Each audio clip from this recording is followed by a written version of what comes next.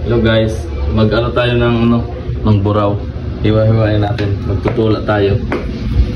Dalawang hiwa lang to.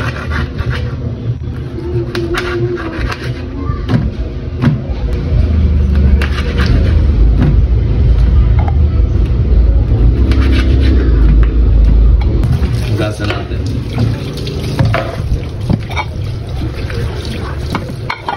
Magdala natin yung sa tiyan.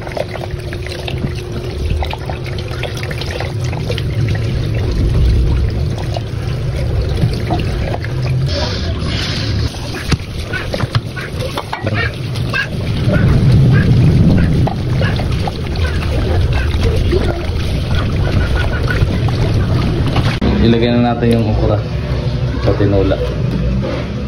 Kulo na, ilagay na natin yung buraw. Masarap yan sa tinola. Ilagay na natin ng talbos. Tapos yung asin, ilagay na natin. Kunti lang. Ilagay na natin yung bitchin.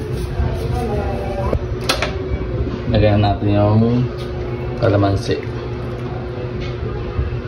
Hello guys, kain tayo ng sabaw na buraw. Masarap to. Ay, masarap pala yan.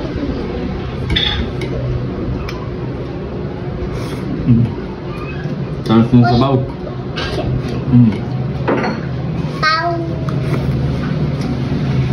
Pau, pau. Sarap.